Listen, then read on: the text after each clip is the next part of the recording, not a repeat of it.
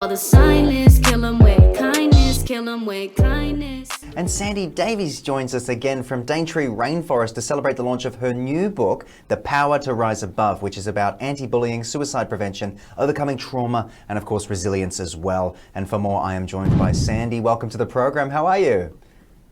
Oh, I'm so good. It's lovely to see you, Mike. It's wonderful to see you again and touch base, and congratulations on the new book. Now, Sandy, I understand the concept for The Power to Rise Above grew from a bullying experience in the workplace. Can you tell us a little bit more about it?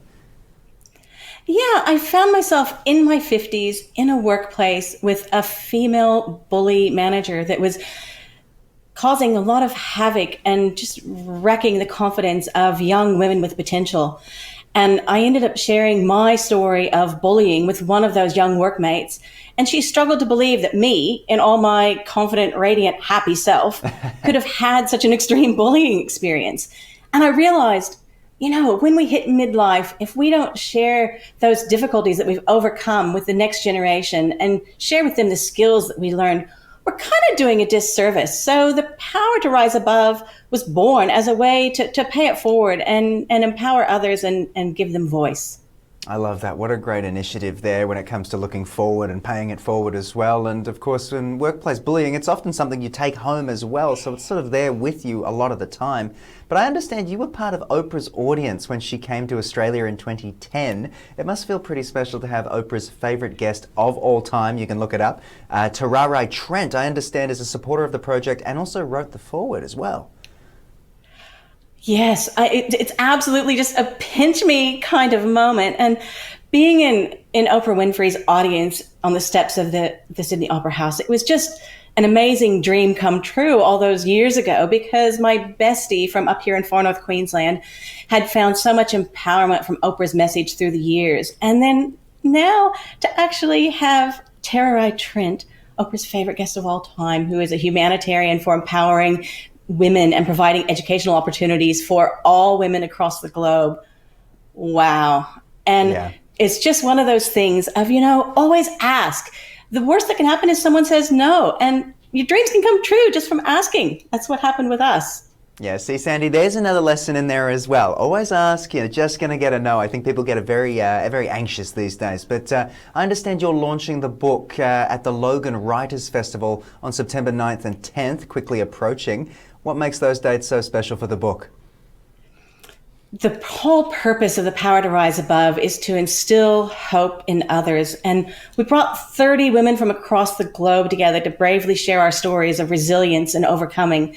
And for us, being able to launch on Are You OK Day and National Suicide Prevention Day, it's just such a powerful moment for us, because in amongst our authors, we have Talia Gugubaga Birchall O'Brien, who shares about her father committing suicide, and she's doing a keynote presentation at the Logan Writers Festival. We have me, who lost my brother the night before his 40th birthday to suicide. We have a number of mental health CEOs who have contributed from New York all the way to Brisbane. And the message with all of us is breathe, and you are not alone. And if you are struggling, there are so many resources out there. One of our co-authors, Karen Gibson from Hawaii, she has bravely written about the gift of her failed suicide. So for all of us in this book, our book is a gift to anyone struggling, as a reminder that you do have the power to rise and you will get through your darkest times. So love doing this on National Suicide Prevention Day. Absolutely. And I Thanks, can feel Mark. the passion glowing through the screen as well. I know they always say there's that disconnect from Zoom and stuff, but it's obviously something that affects so many people. So I really appreciate what you're up to. And it's an amazing feat bringing such a diverse group of women together as well from all across the globe for the project. How did you bring it all together? There's so many moving parts. Well, it just goes back to that same thing, brave up and ask. It started out with a key group of women from up here in far north Queensland, and then we brought in a few experienced authors like Lisa Cox, and it grew and it grew and it grew. And the Bush Telegraph just did the rest. And it's, just one of those amazing things, because we have all these experienced writers, but we have so many First Nations, first-time writers like Chelsea Cruz and Tayuga Burchell O'Brien. And we've even got a Filipina hip-hop artist, Jez on exclusive, and her message is, kill him with kindness, yeah. So the purpose of our book, with all of us, experienced and novice, it is kill him with kindness and give yourself pause. There's always room for you to rise, no matter what you're facing. I needed to hear those words this morning, Sandy, so I'm very glad you were my first guest off the block. I appreciate your time, and I'll be taking a breath. And what a great place out in the Daintree to be taking a breath, a beautiful rainforest out there. But Sandy, once again, I digress. Thank you so much for joining me on the program and sharing your update. Oh, thanks, Mike. It's been an honor. Trying to make the world a better place, but first I really gotta be the change, that I wish to see and I wish to be, but I can't keep on wishing, so I'm back up in the kitchen with kindness. Yeah, you know what the time is.